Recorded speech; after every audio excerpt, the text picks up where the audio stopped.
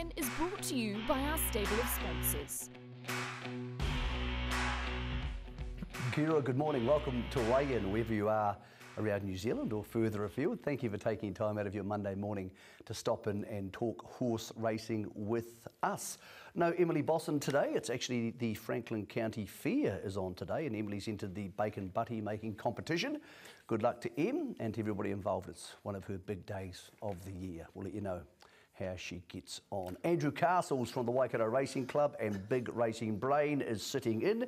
Good morning to you, Andrew. Pukekohe, hell of a good day. Felt like it launched our summer on Saturday. Yeah, it did, but what about the Franklin Bacon Butty competition? Did they not need a guest eater? I could have gone out there and... You can pop him back on the way out. It's some great photos online too. Em's got her own personal page for those who are interested.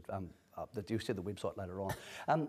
Away from that, out of Franklin, Pukekohe, good day Saturday. It felt like, while there was some great racing recently at Hawke's Bay and Riccarton, sort of launched our northern season? Yeah, it sure did. Look, the track played really well. The racing was of the highest order. We saw a 2-year-old right out of the top draw, and she catapults right to the top of the Cracker Million market at a $3 favourite. We saw Sacred Satono come of age, beneficiary of a super ride, tracking the favourite. We saw One Bold Cat make a statement as a high-class middle distance type stayer, and we saw Campionessa, the beneficiary of a very, very good ride. Well, the favourites were beaten in all 4 black type races at Pukekohe, so some questions as well as some answers. We'll try and answer some of those questions for you over the next hour or so. We'll check in with the best horse in the world. He was winning the Japan Cup last night. Also talk about the innovation races coming up. Butch knows more about those than most people. We'll try and work out for you which races are coming to your region. And the ready-to-run sales last week at Karaka were absolutely outstanding. Review those and talk about what is next for New Zealand bloodstock. But for now, we head back to Saturday at Pukekohe, where the Counties Cup was won by a Central Districts horse. You're looking to the outside here. Aromatic is the grey, but outside her is the cat, One Bold Cat. Aromatic's joined them, and so has One Bold Cat. One Bold Cat and Aromatic go to war at the 250. Dionysus is running on, and behind them Aquicade. One Bold Cat and Aromatic, and behind them Dionysus. One Bold Cat on the outside. Giving plenty on the inside of it, Aromatic, but it's the New Plymouth Visitor too strong. One Bold Cat. One Bold Cat beat Aromatic third. Dionysus fourth over Aquicade. Stepping up in grade and too good for the defending champion Aromatic was One Bold Cat. Robbie Patterson is on a burn at the moment. He won, of course, the Copeland's Mile around about 2 weeks ago. Robbie is on the phone. Good morning to you, Robbie. Congratulations, mate. Things are going well for Patterson Racing. Yeah, good morning, Mick. Yeah, the team's on fire. The staff doing a great job. So, yeah, long it may last. Well, let's hope so. But I was talking to Andrew, who we'll talk to shortly, that maybe this horse would head to the Waikato Cup at Te Rapa. That's not the aim. He is now, in your mind, a weight for age horse. Are you off to the Zabeel? Yep, we'll go to the Zabeel. Yeah, we're creeping up in the weights now, and he's got there pretty quickly, so we'll probably save a handicap for another day. Yeah, like the way he finished off that race the other day, and first time that way around and everything, so I think he's worthy of a shot at it. I don't know how strong the Zabeel will be, especially with that $1 million 4-year-old race at Karaka, like your Prowesses and Legatos and all them maybe going there. So, yeah, and we've got Mary Louise in the Wanganui Cup on Saturday, so if she was going good on Saturday, she'll be going to the Waikato Cup, so sort of a bit of a juggling act with horses as well. Okay, Robbie, do you see him as a weight for age horse who could potentially race in this and the Herbie Dyke and through to the Bone Crusher, or will the Zabeel on Boxing Day at Pukekohe tell you what type of horse you do have for the summer? No, I think he is a genuine Group 1 horse. Very honest, very good galloper. So, yeah, as long as everything goes good, yeah, we'll go to the Zabeel. And then Eddie Burke, the owner, he's the one race in New Zealand he wants to win is the Herbie Dyke. So that's our plan. And then that could be nearly his season. We're not gonna bust his guts this year. He's only 5 and he's only had 12 starts. So we won't overtax him, and then we can have him ready because he in the spring at Hawke's Bay he can handle off ground. He can handle any ground. So wouldn't matter what he got over there, and he could be competitive in any ground. And so, no, that's our plans. Robbie, there's an announcement of a $500,000 bonus to the horse that accumulates the most points through, say, for him it would be the Thorndon Mile into the Herbie Dyke and maybe the Bone Crusher New Zealand Stakes. Do you freshen him up out of the Zabeel and run in the Thorndon just to open up that possibility? No, I don't think we would. I think we'd just go straight into the Herbie Dyke. Like I say, we don't want to tax him. Like he's had 4 runs in now, and he's had to go to Te Rapa, Trinkum, and Pukekohe, like the 5-hour trips for us. There's a lot of travelling for him, and he's such a clean-winded horse. Eddie just really wants to win the Herbie Dyke, so we'll do everything possible to be winning that. Robbie, Mary Louise will Whanganui Cup this Saturday, then into the Waikato Cup. How would you compare her ability-wise with One Bold Cat to give us an indication of her chances heading forward? She's a pretty, she missed first up, they went 121 at Te Rapa, and she just never got into a rhythm, and she won very well the other day at Trinkum. She's not far away from ability from this guy. She's just a little bit more dour. She takes a long time to wind up, so stepping up in ground is really going to suit her. I'm really looking forward to this Saturday in the Wanganui Cup with Matt Cameron's on. Good strong rider, and she needs a strong rider because she does take a while to wind up, and I'm really looking forward to her getting to the Waikato Cup 2-4. I think she'll just love that. She's like the Bold Cat. She just you can put her wherever you want, and she'll just drop the bit and breathe and run home. Robbie, a plan well executed down south to annex the Copeland's Mile. Where do we see him next? He's had a week. I'm going to pick him up out of the paddock today. He'll go to the Manawatu Challenge Stakes, Group 2 1400, and then the Thorndon Mile with him, and then John and Karolinski really want to win the Taranaki Cup, so he'll go to the Taranaki Cup about the 10th of February or something like that. Robbie, the strike rate is fantastic. Have you got the next winner out of Patterson Racing for our viewers watching weigh in today? Have you got one for us over the next week or two we can just scribble down and put on a piece of paper on the fridge? I've got one, another bold one. He's called Stout. He's won a trial. He's going to trial again tomorrow, but he'll be lining up Thursday week at home, and he's out of a Flying Sparrow mare, and he's got real wheels, and I think he's going to be a real nice horse. So Stout will be the best winning chance in the near future. Robbie, thanks for your time this morning. I'm just a bit concerned about your health. I know you like to celebrate your wins. Puntura into One Bold Cat. How's the body after a big couple of weeks? Mate, we had a bit of a lash at it yesterday, and I was still covering from the Cooplands. And now we're going to start. John and Karolinski are putting on a staff do tonight for the Cooplands. It's great winning races, but big races. But geez, the aftermath is horrific.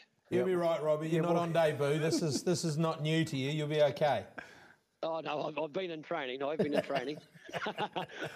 Robbie, we wish you the best of luck for all endeavours heading forward, including your health. That's Robbie Patterson, mate. Thank you for joining us. One Bold Cat. Very good there, Butcher. Heading forward, it's, for me, slightly confused some of these cup markets. We've got the Queen Elizabeth Cup market available because he's not going to be heading there. I thought Aromatic was really good. So the favourite, this is straight to you now. This is fresh information. One Bold Cat won't be in the Queen Elizabeth Cup, we would think. Is heading to the Zabeel. We're not going to have a busy time. Nest Egg is not heading there either. Nest Egg is going to the Auckland Cup. He will not be going to the Queen Elizabeth Cup. He is in the paddock. So when we take those two out, Butcher, Aromatic in very good form. Dionysus, I thought really good. Just an update on Aquacade. Aquacade had an inflamed trachea, so had some mucus in the trachea. Will be on antibiotics, and she will head to the Zabeel. So, Butch, that's crucial information. No Nest Egg and no One Bold Cat for that race. No, and look, Dionysus was really good late. Managed to sort of cop the check at the top of the straight, hit the line really well and behind two pretty good horses. So I think Dionysus into those calculations. I also, look, if we're listening to Robbie, Mary Elizabeth, she was 21. Mary Louise. She was 21 into 10 in that market. So maybe a little bit of Taranaki money has already come for the fact that the stablemate mate's not going to be there. There's some shrewd people in Taranaki. Some very shrewd people. Sharrock, Wheeler, there's a bunch of them down there. From the staying race to the actual biggest race of the day, the Group 2, and it was the Breeders' Stakes, sponsored by Dunstan Feeds, the second leg of a huge Matt Cameron double. You're looking, well, for those colours, the colours you know well. It wouldn't be a group racing day without a Tiaka victory, and Campionessa, we thought this might be a little bit on the short side for her. Instead, she took the short way home. At the 200 across the track, Campionessa on the inside. Coming after it, Farrelleone. Out wide here is Multime. It's Campionessa and Matt Cameron in front. Farrelleone's trying to pick it up but won't get there. Campionessa back in. Obviously, you never know what's going on when, you know Opie's number one and he's picked out the horse. And, my horse is good on her day if everything runs out nicely. And, talking to Mark and the team beforehand, and, she jumped nicely from the gate, and he said, she does go well on a fresh state on a good track. And it was the parting of the seas at the top of the straight, and I was like, oh shit, I'll take it. They were winning in the middle of the track most of the day, but while I was there, shortest way home's on the rail, and we got away with it nicely, and she's tough. When that gap opened, did you think you were travelling well enough that you could be the winner? Yeah, well, even if you're on the rank outside, I still think you do burst through for those 3 strides and think you're going to win by 10, but it's the last 200 metres where you really falter a little bit. But to her credit, she stuck on well, and she's group-proven horse, and she was tough at the bitter end when she needed to be. A proven jockey as well, one of New Zealand's most prolific winners year after year. You've come back with the Counties Cup and now in Auckland Thoroughbred Breeders. Just tell us what this means in today's terms. Yeah, it's obviously massive, and to get one, even if it's a listed race or a Group 3, and then come out and win another one, for a stable who's been amazing for me for 5 or 6 years. I rode near 600 winners while I was riding for them, not just for them, for everybody, but they're a great boost for everybody. And I was lucky enough to be second pick to jump on this one, and take what I can get at the moment. I'm loving it. Congrats, Matt. Great to have you back. Cheers, bub. Yeah, welcome back to Matt Cameron, adding some real depth to the senior ranks for the jockeys here in the north. It's always great to have more Group 1 riders back. And Butch, she's a Group 1 horse who paid a great price in a Group 2. I suppose everybody was thinking 1400 might be a bit pointy for her. Yeah, look, she'd probably just not captured her best form at Hawke's Bay. We saw it through the summer and late into February last year. She went to Australia and was competitive in an Australian Cup. So, yes, 1400 metres, a little probably short of her best, but she was the beneficiary of a good ride. They all rolled off the fence. He came up the fence. Look at Sanibel get back to the inside and run fourth. So there was nothing wrong with the fence. We saw it in the last race as well. It probably came back as the day went on, but she's a high-class race mare. She'll go on a path, maybe Kalamazoo Stakes next, I think, and then she'll be in that weight for age, running in those weight for age races she raced so well in last year. Yeah, there's a bill for her against One Bold Cat and Aquacade for Campionessa. Those weight for age ranks with no prowess, no legato, obviously. They're a little bit weak around Christmas time, and then obviously for your race, the Herbie Dyke, once the 3-year-olds become an option, I think those 3-year-olds are starting to really flesh out those races. Yeah, well, we saw it last year, and I suppose it was different last year because the Derby was at Te Rapa. So we saw Sharp and Smart and Wild Knight run first and third in the Herbie Dyke last year. But the 3-year-olds do have a good record. Not many use it, but they do have a very good record in the Herbie Dyke. So I wouldn't be surprised to see some 3-year-olds use it again this year. It's part of that series that was announced. So they either have to run in the Thorndon or the Karaka Million 4-year-old, and then they progress through to the Herbie Dyke and the Bone Crusher New Zealand Stakes. It's a lot of money up for grabs in that. I wouldn't be surprised if it becomes more of a trend. It used to happen in the old days. I think more 3-year-olds, like they do in Europe, get to the second half of the season. What's your race? 650 grand? 600,000, yeah. It's hard to turn down. So maybe that's another element to add to the weight for age racing. Well done to Josh Shaw, Fraglione getting a Group 2 placing. That's her first black type, and Malt Time really good. So good form race for that, because a lot of horses out of that race will be dropping back to far easier races. The race changed complexion when our alley cat missed the kick, didn't it? It's very expected strange. It to be on speed. I actually missed the first 5 seconds of the race. I was doing something. I think I was trying to the bet, and they jumped, and I was like, "What happened there?" And it looked like a totally different race. But she didn't seem to stride out that well either. She can be a horse. I think she gets a bit proppy sometimes on better tracks. So we'll get a report out of her at some other stage heading forward. One race, there'll be no easy kills for other horses who starred in the Counties Bowl. This was a speed demon of a race. Some of the sectionals here quite staggering out of the race. Sacred Satono, who's in the blue, coming across heels of Babylon Berlin here, went 21 seconds for the 400 between the 600 metre mark and the 200 metre mark. Here's some of the fastest horses in New Zealand. 100, Sacred Satono with a lighter weight starting to come after it. Babylon Berlin needs the post. It won't come in time because Sacred Satono's got there. Sacred Satono beat Babylon Berlin. Third was Romancing the Moon, I think just ahead of Jodelin Gal, and then Johnny. Two very obvious things out of that, Butcher. The winner's a very good horse. He has been for a long time, and you could just see the weight bogging down Babylon Berlin in the last 100 metres. The question for you is reverse that weight scale by around about 6.5 kilos for the railway. Does Babylon Berlin hold on? I think it's an 8 kilo swing. Is it 8? Yeah. That's a lot. I think it's a massive amount. Look how willing he is, though, this Sacred Satono. Look at him pin his ears back and attack the line. I suppose it was easy to forget because I think he ran 7th, but he got beaten less than 3 lengths in the Silver Eagle. And it was a good run too. Yeah, it was a really good run. And Michael McNabb is, he's stuck with him. He's always known what a good horse he is. And look, he was super. Babylon Berlin, she's lost no cast for me in that defeat. She gave him 6 kilos. It'll be as I say, I'm pretty sure it's an 8 kilo turnaround in the railway. So that market's probably right. That's going to be a cracking race though, isn't it? Well, the best thing about this race, Butch, is, without being rude, Imperatrice not being in it. Because if she was in it, she'd be $1.40 and there'd be no interest in it till race day because she'd blow them away. As it is, we have a really good contest. Yeah, we do. Romancing the Moon, I thought, was really good, coming home back on the fence. Wild Knight's been trialling well, he'd had interest, but to the top two for me, and of course Dragon Leap, he's proven at that level, but the top two for me were super dress rehearsals. There you go, $3.75 boosted for Babylon Berlin, which if you're going to back her, that's not a bad price. I'd be happy with that.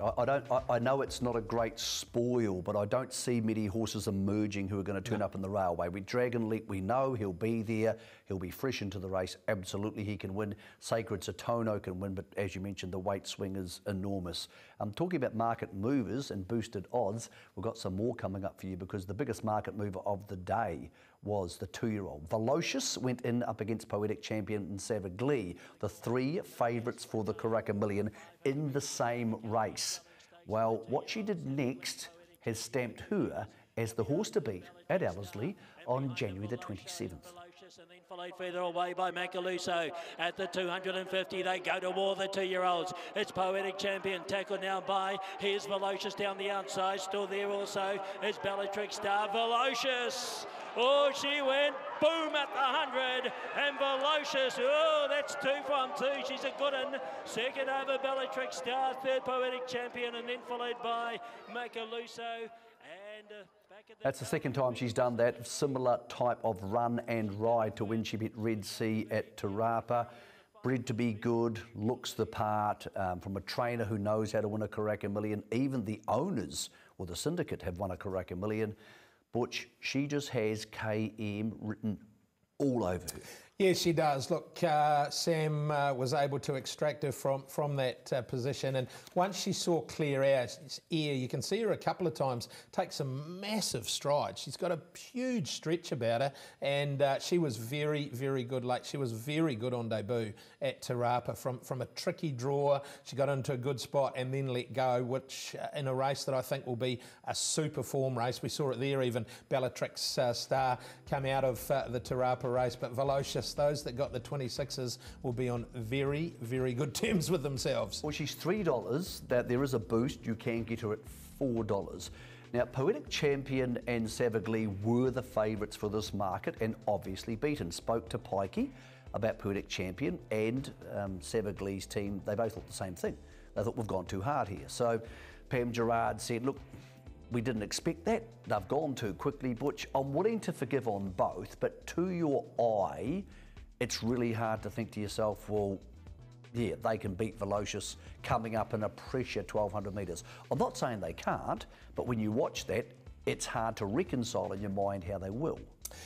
Yeah, it's interesting. You commented on the railway and the Sistema Railway being a race that won't change much from market perspective because there's nothing to come into it. That market will change. We saw it change dramatically on Saturday with those runs of Savagly and Per Champion. We've got other horses that'll be running this Saturday at Te Rapa that something will come out and win, and it'll catapult itself into a $7, $8 second, third favourite. So, you feel like we haven't seen Te Akau launch yet. I know they've got some ammo left. I don't know what it is, but I think they'll go through your race. They could go through Boxing Day or the Eclipse, and of course they tend to race in the 2 week out from Karaka Million meeting, which will be at Ellerslie, the relaunch meeting. So until you know what Te Akau's got and what Opie's going to ride, Butch, I feel like I need to be a little bit careful, even though Velocious was really good. Yeah, she's really good, and she was really good. Yes, but you're right. Look, they had a filly called About Last Night that trialled super at Taupo last week. She was good on debut, so she's well in the market. Maracatu ran fourth behind Velocious. So there are a couple of Te Akau ones that'll hopefully progress from their perspective. But gee whiz, they'll need to lift to frighten her, because I think she's only going to get better with that experience. Interesting that Stephen took her up to Ellerslie for a look around recently as well. So all that planning, isn't it? A busy fortnight. Went to Rapa, Ellerslie 9 days later, 5 days later to Pukekohe. Heartwarming stuff out of one of the smaller studs in the country, but a massive stud in the case of the South Island. Inglewood stud. Well, good on you, Gus. So here, believe it or not, is Velocious in the paddock as a little bubba. Last year, you'll spot her because she's the one with the white face. And then next to her is the Harry Angel Monrecur colt. Now, it went to the Ready to Run sale last week at Karaka and made a lazy 800 grand.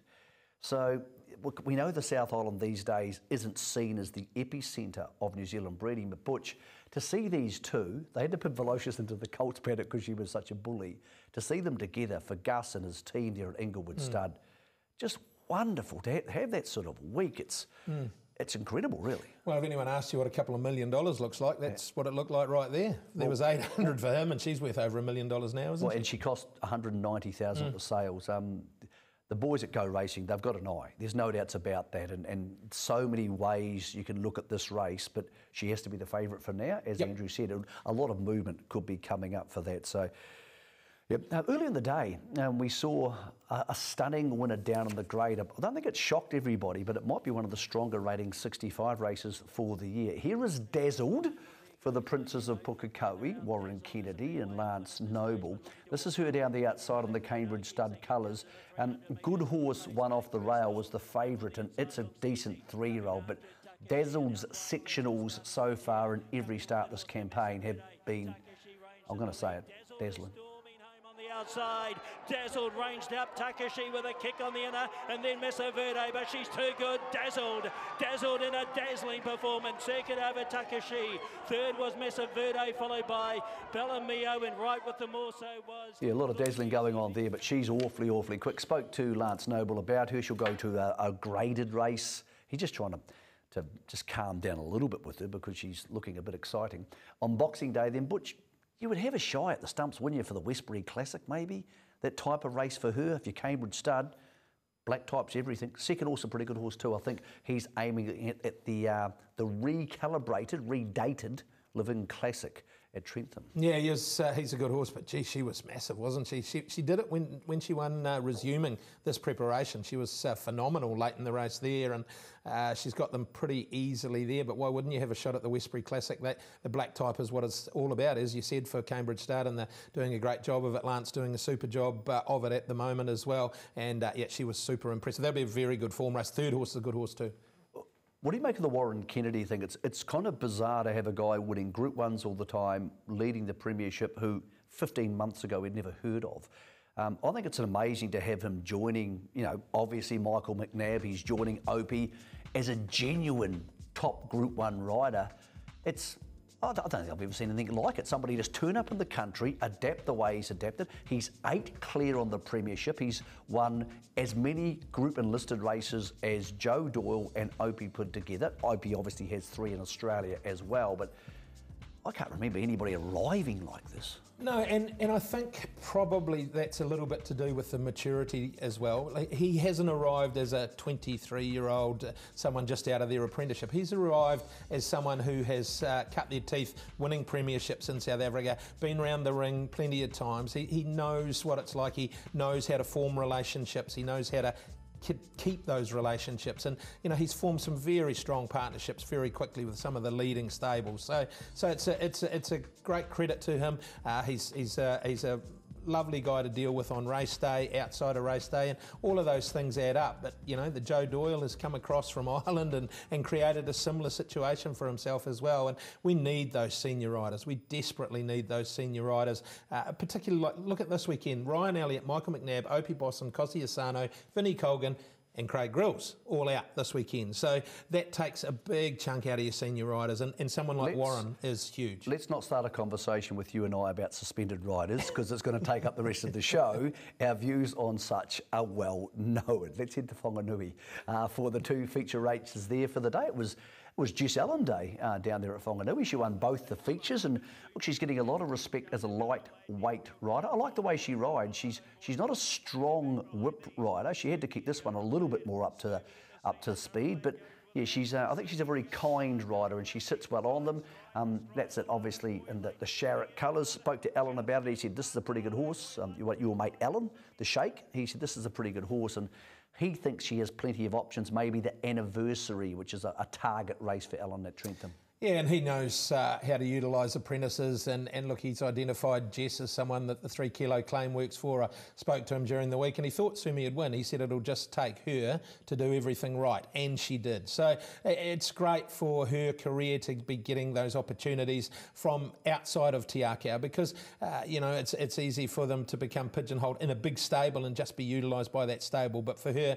to ride both Open Handicap winners at Wanganui on Saturday will be big for Jess. Yeah, here's the second of them, Semper Magico, who's a horse that just seems to have just hit a renaissance period in its life. Spoke to Mark Olligan today, and he said, look, it had a lot of soundness issues when it was younger, and it couldn't quite work it the way they wanted to. You look at the Olligan colours, you think to yourself, well, can it jump? Yes, it can. It's been over the fences. Yes, it will one day become a hurdler, but it won't be this week. It's heading to the Whanganui Cup. So it'll go to the Cup this week, and then he said, look, maybe the paddock. It just prefers a bit of sting out of the ground, but probably a horse which I didn't see this happening for the spring it's had. It's won 5 races this season already, which is phenomenal, really. It's the most in the country. Yeah, yeah, absolutely. I made that up. It could well be true. I think it's true. How many's Crescetti won? Similar, maybe 4. Yeah. Okay.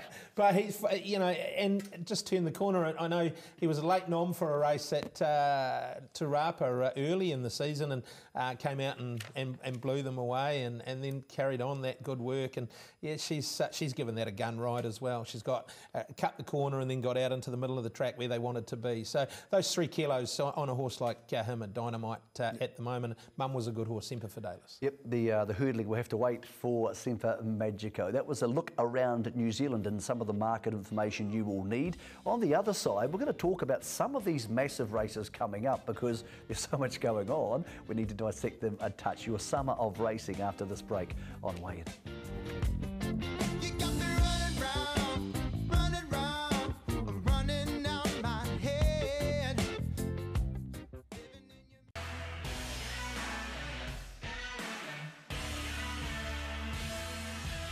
Today's weigh-in is brought to you by our stable of sponsors. The feature racing in Australia for the weekend went predominantly out of city. There was no major Melbourne race meeting on. Went to Cranbourne for the feature cup day of the year. And again, it was another winner who's come out of the Tattersalls Horse in Training sale. This one, Charterhouse for Eustace and Ma, who seem to win races all over the place. You'll see another one in a minute. Butcher, you were on the second horse here, Foxy Cleopatra, and well, probably your fault. Yeah, thanks for reminding me, Michael. I thought I'd erase this from the memory banks. Didn't think it was ever going to win and ended up getting quite close. Interesting, she's nominated for the Thornton Foxy, Cleopatra. Trentley and Natalie have nominated a couple. Forget You is one as well. So that'll be interesting how that pans out over the next wee while. Well, we had them on the radio on Sunday morning, or Saturday morning. We had Natalie on, and she said, we are keen to come back for Karaka Million or the Elsdon Park Aotearoa Class. We're keen to come back at some stage. Just a matter of finding the right horse for the right race. But look, that was Ma Eustace, again, horse and training sales purchase from Tats, which has been on fire recently, including, of course, the recent New Zealand Cup winner. We head to Wollongong down in New South Wales for the Gong, and same stable, Detonator Jack. This one, a good Kiwi bred horse. It's got to the stage now, Butcher, where when Kieran Ma and David Eustace win a feature race, I just go, oh, well, that's completely normal. And look, the benefit of the blinkers this time, the track with the way that the rain had come, and you were thinking that the job was pretty tidy about here. Momentarily, maybe Osipenko looked like it was going to storm, but Detonator Jack proved far, far too strong. Good run, the second horse as well, but yeah, he's done it pretty comfortably in the finish, hasn't he? Another $1 million race. Yeah, it's another one. No, that's another $1 million race. It's quite phenomenal. Big day for Jason Collett. He got, I think he got a couple of winners, and you know, he's someone that flies under the radar for what he has done in Sydney, because we all talk about James, and why wouldn't he? What a remarkable career he's etched out in Australia. But Jason Collett, don't worry, he'll be tidying away a fair amount of money. He's always somewhere thereabouts in the premiership, and rides a lot of big winners. And he's got a reputation as a very good wet track rider, which I'm not sure is a bad thing or a good thing, but it was proven right on Saturday. Just on, James McDonald started his 6-week Hong Kong stint last night at Sha Tin, and of course his first ride was a winner, and he won a couple for the night. So you can imagine the punters there will be very much in love with J-Mac, and adds another dimension to the Zach Purton domination of the premiership up there. Let's head across the Nullarbor to Perth, where it was 38 degrees.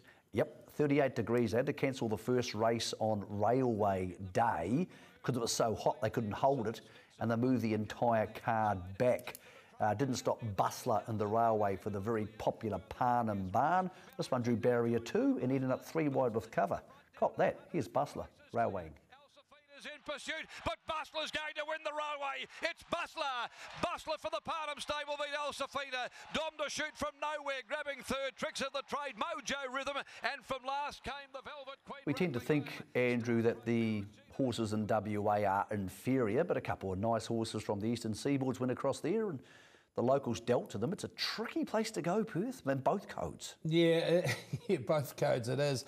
Look, that was really dominant in the finish. I know Elsapina was well supported locally, but great for the locals to be so dominant, because they must get sick and tired of those horses from the Eastern Seaboard heading across, and great for the locals to get a feed. Yeah, the Parnhams won the Guineas too, the race before, so that carnival continues on. It's going to be Damien Oliver's last carnival, and they're going to name one of the grandstands at Ascot after D. Oliver. Well, that's a good horse. It's not as good as this horse. In fact, not many horses you'll see in 2023 or any year are as good as this horse. The Japan Cup was held last night. It's a race that sometimes in the last 2 decades has been a bit lost among all the other big money races. We don't get lost when Equinox is in town. So it's the horse about to stride up outside the tearaway leader, and Butch, this is a beast of an animal. 6 Group 1s and 2:21 moving start for 2400. What's not to love about Equinox? Look at him, savage the line as well. He's everything that is great about Japanese racing, isn't he? And just look at Christophe Lemaire there, one of the very, very best that there's been in the pigskin for a long, long time, just shaking his head in disbelief, and why wouldn't he? Well, let's hope. Let's hope they keep him going, Equinox. I mean, obviously it's very, very tempting to put him off to stud. The stud fees in Japan aren't even as big as the stud fees you see in Australia, so it's not quite as tempting. He did get a $2 million bonus for that too, of course, having won the Shima in Dubai, and that made him eligible for an extra $2 million US quite nicely. But look at him, by Kitasan Black, he's just... Thank God he's not coming to any of the major races in Australasia anytime soon. Imagine trying to catch him round Moonee Valley. Look at him when he gets to the line. We mightn't see it, mightn't roll on enough, but the ears, they're just cocking one way and t'other, and they're pinned back, and then when he eases up on him, he's just done it so comfortably, hasn't he? It's a weird thing, isn't it, Japanese racing? We know how good it is, but we don't get enough understanding of the form to know exactly the horses. But Liberty Island obviously is a champion filly, a very strong form race, but you don't need to know much about racing to appreciate that. No, you don't, and you're right. We sort of don't see much of it. I remember, obviously, I was very young when Horlicks went across and won it, and all those stories about having the mirror in the box and all the tricks that they pulled to get it done, and incredible. Same time of year, I remember listening to it in a chapel service at Lindisfarne College. So similar time of year, and look, that Japanese racing is of the highest quality. We see it when they go everywhere, and just interesting to read. Damien Lane's going to ride a couple of the Japanese raiders on Hong Kong International Night this year, and they'll be awfully competitive. Remarkable scenes out of Tokyo last night. Okay, closer to home, we have this massive summer unfurling in front of us, and of course it starts this week. Butch, it's a case of trying to work out what's where. So look, these aren't just the big races. There's big races every Saturday, but these are the Group 1 days or feature days. So if you're not seeing your race meeting on this, don't be alarmed. There's still plenty of special stuff coming up. So the next of the Group 1s, Butch, the TAB Classic, used to be the Captain Cook on the 9th. Then your massive day, Waikato Cup Day at Te Rapa. Talk us through that. Yeah, that's a big day for us. It's a day that the Waikato comes and plays. We've sold out our corporate hospitality, but plenty of GA tickets still available. Features the Sky City Hamilton Waikato Cup. There's the Kalai Zuzu for the fillies and mares, the J-Swap Sprint as well. There's always a good 2-year-old race that day. It tends to throw up some nice 2-year-olds as they head towards either the Eclipse or the Karaka Million as well. So, yep, that's a big day in the north. Then Pookie goes back to back, which is the first time they've done that for the Zabeel Classic. We know that's massive. Lots of good 3-year-olds turning up in the 8 carat. The Railway, I still think Babylon Berlin 3.75 is a pretty decent boost. This is interesting. January the 13th at Trentham. The Telegraph, we know. Levin Classic has gone back to that after racing in March. Now, I know there's lots of reasons for this and it's very complicated, but doesn't that potentially affect the Karaka 3-year-old race, Butcher? Look, it's on a lifeline, and the only way that it was agreed to have a lifeline, from my understanding, is it needed to go back to that January date. So that was the negotiation that took place. I think it predominantly will be horses that aren't Karaka Million eligible, maybe the odd filly that's after the Group 1, but the 1.5 million, isn't it, for the 3-year-olds, that's up for grabs on TAB Karaka Millions night, I think will tempt most that have got that Karaka logo to go to Ellerslie. But there are plenty of 3-year-olds that aren't, for whatever reason, may have been purchased in Australia, retained as a homebred. Those horses will target the Levin Classic. Just to go back to that graphic, so that's the 13th. It's a huge day for the Group 1 there, the Telegraph and the Levin Classic. Then we head to Ellerslie for the return to racing. Now, just with Ellerslie's return to racing, they have their first official jump outs. They are next Monday morning at 10:30. Now, Monday morning at 10:30, you should be watching weigh-in, but if you're not, you can head to Ellerslie. They're open to the public. So 10:30 next week, the first racing in anger, we would say, horses actually getting up to full speed, will be at Ellerslie next Monday. We'll try and report live in from there. Wellington Cup the week after, then the TRB Karaka Millions. I think it's now become our biggest race meeting. That's the week after. And then your Legends Day with your new race, the Sir Patrick Hogan Karapiro Classic. Yeah, that's one of the innovation races. There are 5 of them, and that is special that the family of Sir Patrick Hogan have agreed to sponsor that in his name. So that's the Karapiro Classic. The Herbie Dyke, as we know, 600,000 Group 1, BCD Group Sprint, they're back involved, and it's a $400,000 race, and the David and Karen Ellis Fillies Classic as well. It's a massive race day there. Well, if that's not enough for you, we then head to Ellerslie for Avondale Cup and Guineas. Otaki has the Group 1, the El Cheapo Cards Classic. Derby Day at Ellerslie, doesn't that sound good again? March the 2nd, then Cup Day at Ellerslie, the Bone Crusher and the Sistema.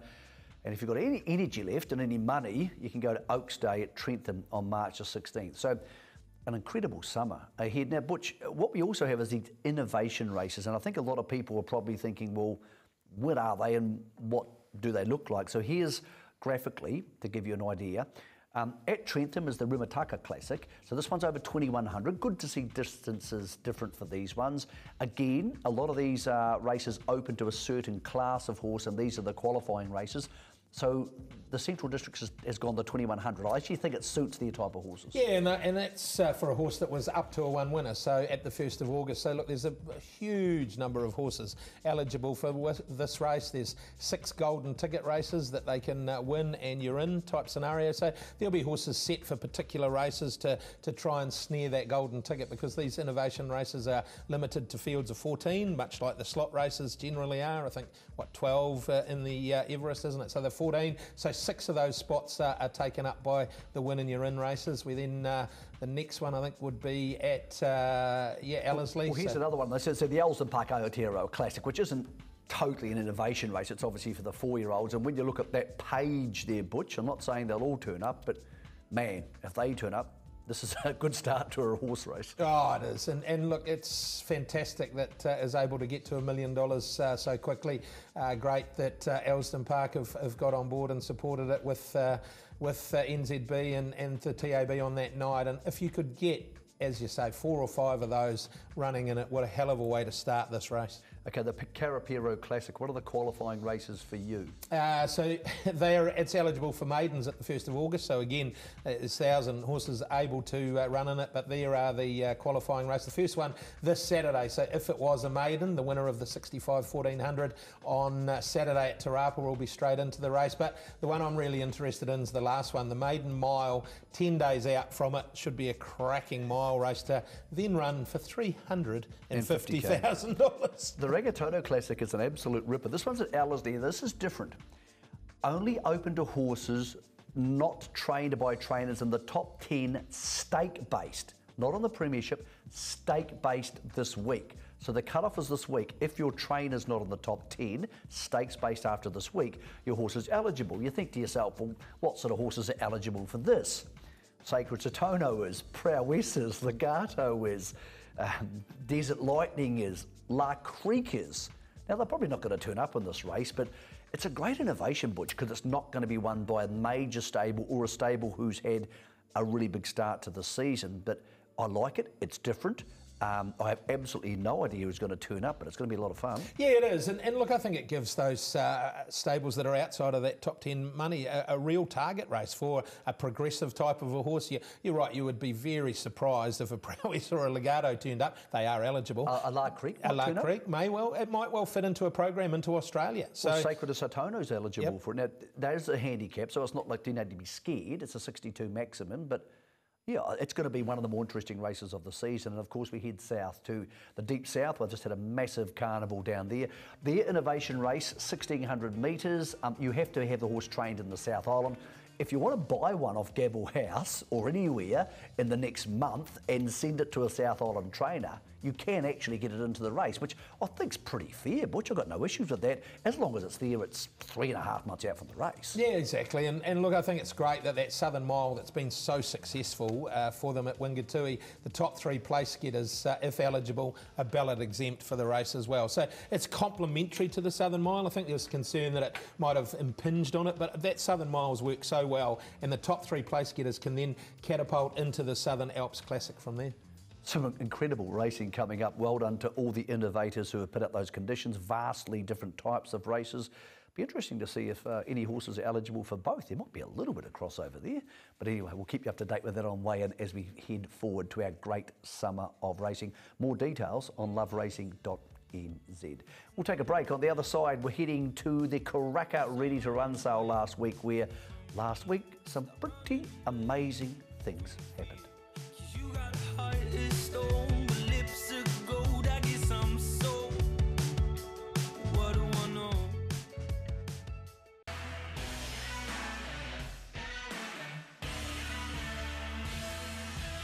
Today's weigh-in is brought to you by our stable of sponsors. Just a few days ago, we had one of the most important sales of the year here in New Zealand. New Zealand Bloodstock's Ready to Run sale out of Karaka. It's always been strong, but it hasn't always been this strong. We saw records smashed all over the place. In fact, the record set for a New Zealand ready-to-run horse, a Southern Hemisphere ready-to-run horse, was this horse here late on day 2. Others in the auditorium have 800,000. One more if you want him. Put the hand up. Not you. It's not you. 800 is here. I'll give you 25. Same to the other man. 25, thank you. 825. 825, same applies. You'll have to put your hand up. Put the hand up. 825, the eyes of the auditorium are on you. 825 and I'm going to sell. The sell's left. At 825, you out? You're going to put your hand up. At 825 and I sell to the box. I sell in front for 825 in front for 825. We win. 825 up top. How good is he? Steve Davis is to auctioneering what Bruce Springsteen is to rock music. It's just magnificent to listen to him. Who would have thought, Butcher, an $825,000 ready-to-run horse prepared by Kit Brooks. We'll hear from Kit shortly. It adds so much fuel to the yearling sales heading forward, to the confidence of people who pin hawk horses, which is not an easy thing to do. No, it's not an easy thing to do, but we are blessed in New Zealand with people that are very, very good at it, and we saw that evidenced over the sale over the 2 days. We saw it was a perfect storm, if you like. The people were on the ground to buy them. New Zealand Bloodstock had done a wonderful job in accumulating the buying bench that was needed. I don't think there was a Hong Kong trainer left in the trainer's hut up in Hong Kong for those few days. They were there desperate to get their hands on some new stock because the New Zealand horse had performed so well up in their jurisdiction, and it was just an amazing sale, incredible. You know, I suppose when you actually think about it though, it's not that hard to believe why, because those horses being so much closer to racing age takes a layer of cost out of it, but it also takes and eliminates a layer of risk for those Hong Kong buyers because they can see the horse that can gallop. They don't buy them as a yearling, they can buy them as a horse and see it breeze up at Te Rapa, and we saw some wonderful breeze ups, we saw an amazing sale, we saw some incredible prices, and I think what it's done is given so much confidence to those preparers that the $1 million lot at that sale is probably not far away. Someone's going to get $1 million in a ready-to-run sale in the not too distant future. I hope so. Kit Brooks, and I hope it's you. So do I. Kit Brooks hasn't been doing that for too long. He's been doing it the last 4 or 5 years, a skilled horseman. Here was a quite shocked Kit Brooks from KB Bloodstock after the top lot. You are now the record holder for having sold the highest priced 2-year-old to be sold at the Ready to Run sale. We are so chuffed for you. Congratulations. How are you feeling? Oh, unbelievable really. Just pretty stoked and happy for the team and everyone involved. Yeah, it's great. It's come at the back end of the day. Lot 376, a bay colt by Star Turn. Did you think you had this sort of horse lined up? Oh, well, he's a lovely big horse and we always liked him and knew he'd be worth a bit, but certainly not that much, so we're pretty ecstatic and it's a great day. Yeah, it must be a real feeling of accomplishment knowing you can produce a horse that's, you know, heading towards the $1 million mark. I mean, what were you feeling when you were in the back of that box there watching him go through the ring and the bids kept coming? Yeah, just over the moon. It was, I nearly couldn't watch. It's been a pretty good sale all round. You know, we've had a lot of people on the grounds. It has felt quite buoyant. Have you sensed that over the days with your inspections and whatnot? Yep, you know, it's been a great sale. I think everyone's been happy all around and the horse has been selling for big money, so I think everyone's stoked. So what do things look like for you now? Do you celebrate? What's next for KB Bloodstock? Well, we'll probably celebrate a little bit, have a drink tonight and back to work tomorrow. Congratulations, we are so thrilled for you. Well done, well earned. Well, thank you very much. Well done to Kit, and thank you to Jesse Gower from NZB for that interview. They had a great selection of interviews last week with all sorts of people, buyers and sellers, a lot of them pretty happy. That was 825,000, a new Zealand record. We had a couple at 800,000 and a whole bunch in the 700 region. So Andrew Seabrook, who along with his team put together the sale, and as Andrew Castles mentioned, got all those buyers here from Hong Kong and other parts of Asia and Australia via Mike Kneebone. They did a tremendous job for our industry. Let's hear from the Managing Director for New Zealand Bloodstock, Andrew Seabrook. Getting so many buyers here from Hong Kong, and of course, most importantly, other regions of Asia, is not something that happens overnight or in the space of 2 weeks.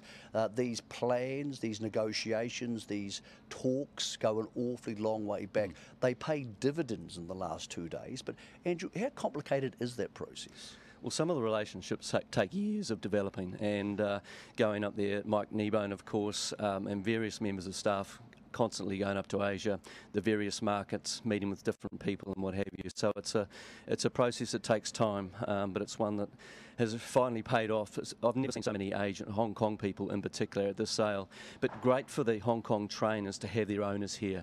And you could see there in the last sort of hour of bidding, the owners all sitting up there in the auditorium, urging their trainers and encouraging their trainers to keep going and what have you. So we don't usually see that with all the owners here, and that's made a huge difference to the sale.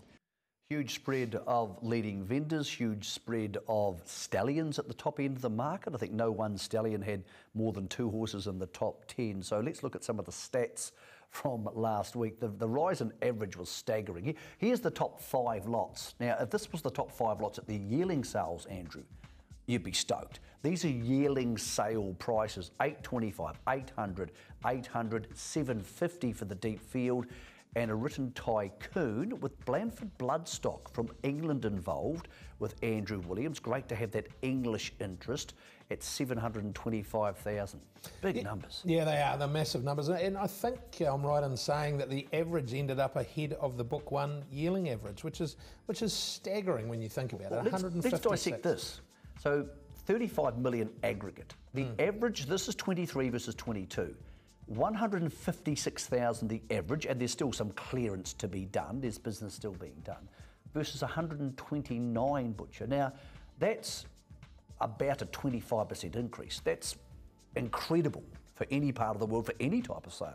Yeah, it is staggering, and that aggregate is massive, isn't it? That's $10 million back to the vendors, more than went back to the vendors last year. So that makes a huge difference as far as what they can do with the upcoming yearling sales, because they'll go back to the well. They've got confidence that they can turn a 100,000, a 200,000 into a 400, 500, 600,000. So that extra 10 million in those vendors' pockets is massive. Well, it underpins that 100 to 200, maybe extending to 250 market.